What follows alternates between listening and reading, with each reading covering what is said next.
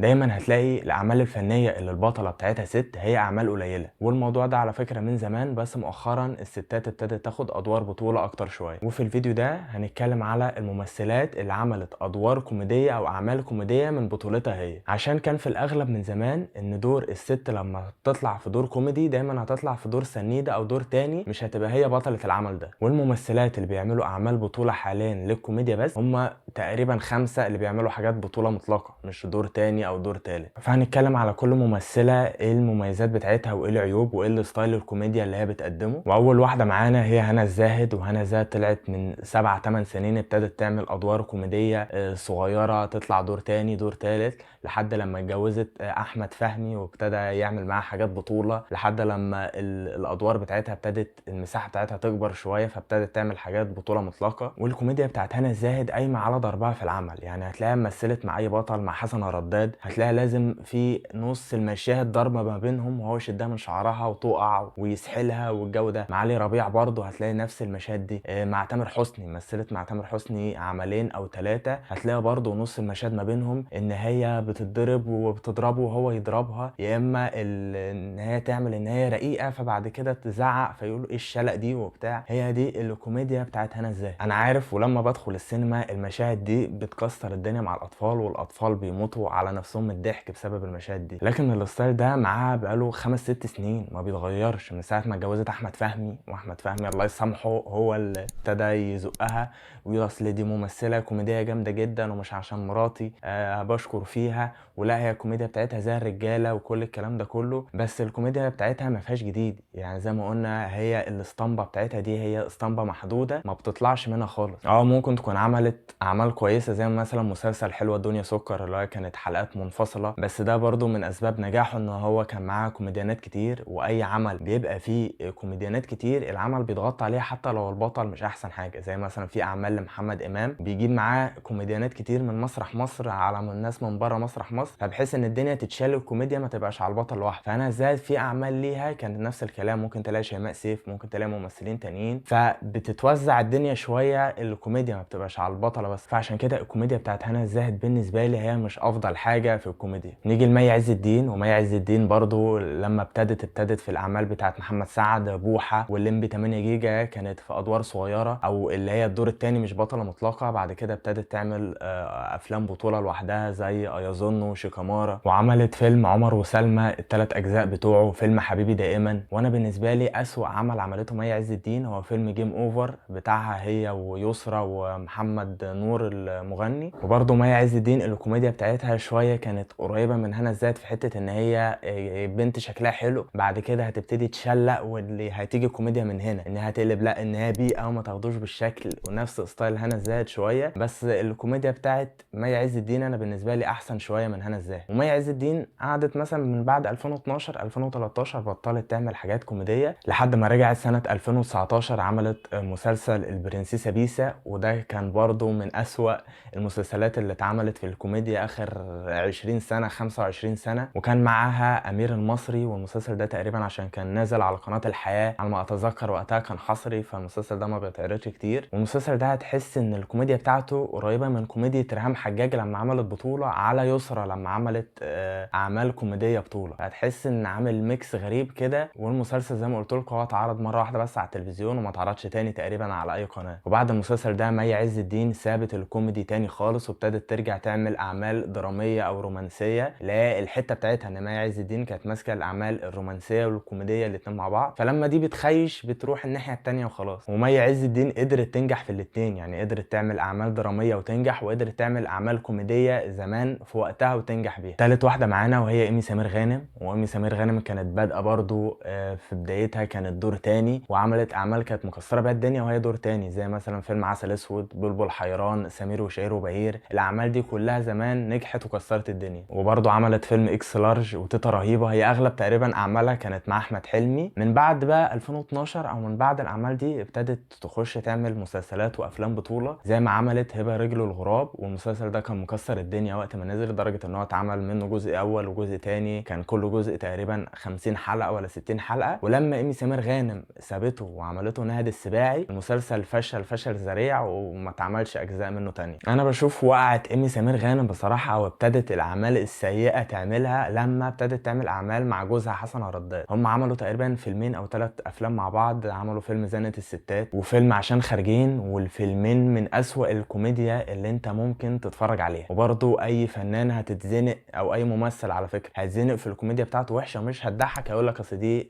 كوميديا اطفال والمسلسل او العمل موجه للاطفال. هم محسسين ان هم هيطلعوا جيل متخلف عقليا دمه تقيل ما بيفهمش اي حاجه. ان هو زمان كان الافلام على فكره كان في افلام كتير كوميديه موجهه للاطفال والكبار كانوا بيضحكوا عليها، لكن ده مش عارف ليه هم ضيقوا في الكوميديا ان هم مش قادرين يكتبوا وهم مش دمهم خفيف ان هم يرموا افيهات. يعني مثلا مصطفى غريب اللي هو كان حاله السنه دي والسنه اللي فاتت هتلاقيه بيرمي افيهات عادي، هو عشان دمه خفيف الناس بتضحك. على فكره ممكن نفس الافيه يقولوا حسن الرداد انت ما تضحكش بس تضحك من مصطفى غريب. فهي الفكره في كده ان هو ولا كانت في قصه في الحاجات اللي كانت بتعملها ايمي سمير غانم مع حسن الرداد، ولا الاتنين مع بعض هم عاملين كيمياء ان هم دمهم خفيف. والمسلسلات الكوميديه عملوا مسلسل عزمي واشجان كان حاجه برضو في الرخيص منه، ومسلسل السنه دي عقبال عندكم اتكلمنا عليه تقريبا قبل كده ان هو المسلسل ده اتشتم على السوشيال ميديا لحد لما خلاص اتهرى، فمش هنتكلم عليه تاني. بس كان برضو الستايل بتاع الكوميديا بتاعتهم ان هم هيقعدوا يعملوا رياكشنات غريبه بوشهم ويلبسوا بواريك مختلفه وبتاع ان هو كده هنضحك، فهتلاقي ستايل الافلام زي ستايل المسلسلات بتاعتهم واغلبها انتاج السوق. وانا بصراحه يعني اي عمل انت هتشوفه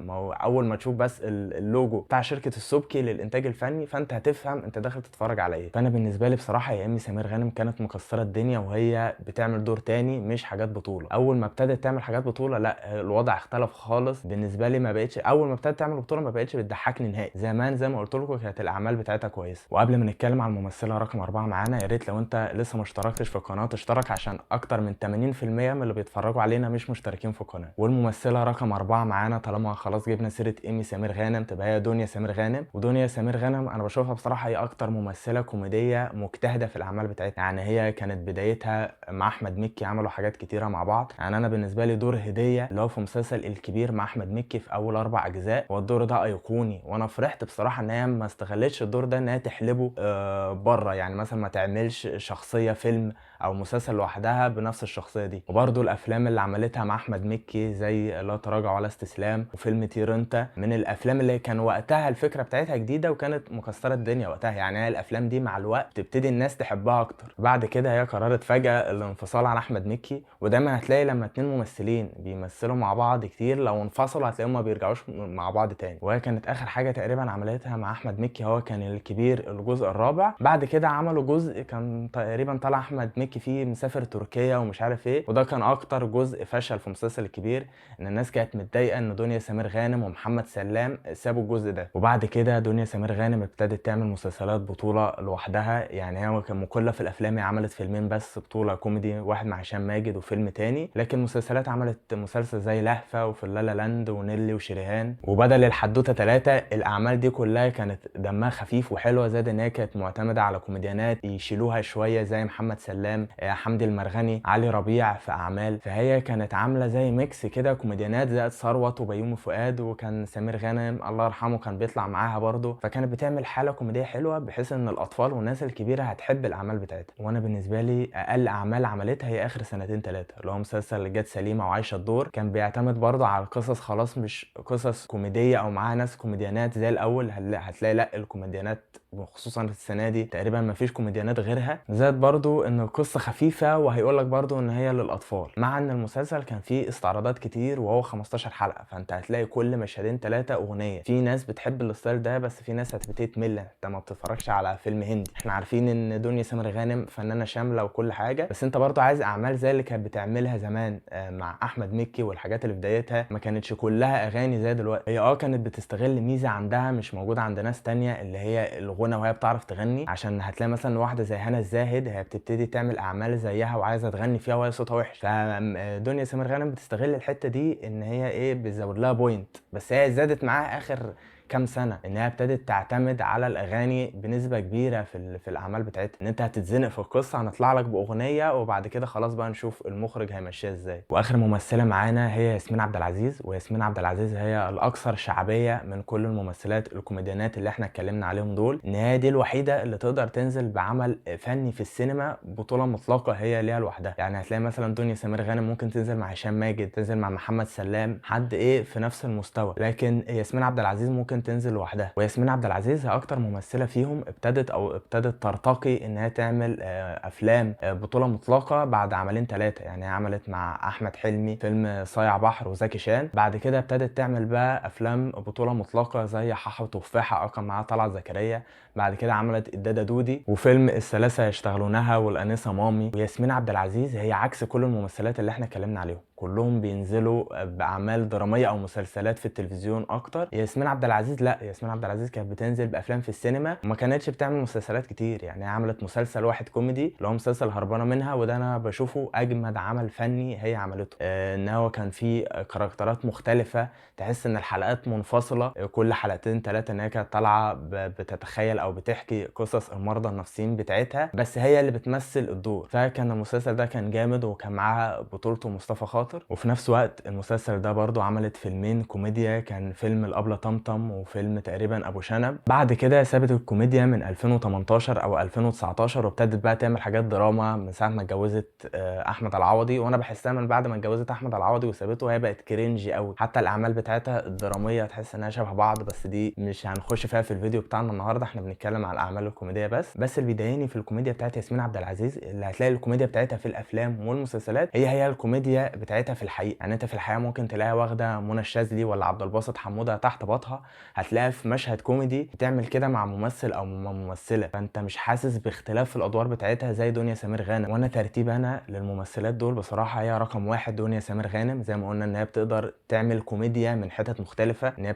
بسبب ان هي بتقدر تعمل كاركترات كتير فده بيطلع كوميديا، فهي دي بالنسبه لي رقم واحد. رقم اتنين ياسمين عبد العزيز، ان ياسمين عبد العزيز دمها خفيف بس مش هتعمل لك بقى زي ما قلنا كاركترات مختلفه، لا انت هزار ياسمين عبد العزيز هتلاقيه هو اللي في الحقيقه، فدي مش حاجه جديده. انت لو بتحب ياسمين عبد العزيز هتحب الافلام بتاعتها، لو ما بتحبهاش هتحس ان هي دمها تقيل، فهي دي الخلاصه. ورقم ثلاثة مي عز الدين في الافلام بتاعتها الكوميديه اللي احنا قلنا كانت عاملاها زمان، وبرده عشان كان فيها حته من انتاج السبكي فتحس ان في لسعه بيان او تحس ان الافلام بتاعتها بيئه شويه. بس انا بالنسبه لي افضل من ايمي سمير غانم اللي هي في المركز الرابع معانا، ومن هنا الزاهد. ان انا قلت زي ما قلت لكم هنا الزاهد الكوميديا بتاعتها مخصصه للجيل الجديد بقى اللي هو جين الفا اللي من مواليد بعد 2010. ممكن على فكره ناس كبيره تحبها او تقول دي فنانه طيبه وكل حاجه، بس انا ما بحسهاش ممثله كوميديه جامده بصراحه. ان هي الزقه بتاعت احمد فهمي اللي زقها لها لما اتجوزوا هي دي اللي فرقت معاها ان هي بقت بتعمل اعمال بطوله، وفي حاجات بتعملها بقت بتقلد دنيا سمير غانم فيها، زي مسلسل حلوة دنيا سكر كانت بتعمل فيه استعراض بتحاول تقلد دنيا سمير غانم، وهي ولا صوتها حلو ولا هتعرف تعمل لك شو او استعراض من اول بقى التت لحد الحاجات اللي كانت بتعملها في نص الحلقات لما كانت بتطلع صوتها حلو او طالعه مغنيه. ان هم من الخمسه دول اللي بتقدر تعمل كل ده، يعني تقدر تعمل حاجات استعراضيه وتغني وتعمل حاجات كوميديه وفي نفس الوقت رومانسي، هي دنيا سمير غانم بصراحه. فده كان الترتيب بتاعي، وهيبقى فيه تصويت على القناه زي كل مره هتلاقيه في المنشورات موجوده على القناه. اول ما الفيديو ده ما ينزل هتلاقيه صوت للفنانه اللي انت بالنسبه لك هي رقم واحد في الكوميديا. ان انا عايز اشوف اراء الناس هل هي متفقه معايا ولا مختلفه، ان هي شايفه ممكن تبقى اغلب الاصوات شايفه هنا الزاهد هي اللي ممثله جامده وانا ما بفهمش حاجه، فنعرف الدنيا رايحه فين. وبس اكون كده خلصت كلامي. يا ريت تعمل لنا فولو على الانستجرام، هنبتدي ننزل حاجات عليه قريب. ولو عجبك الفيديو ما تنساش تعمل لايك وشير للفيديو وتشترك في القناه.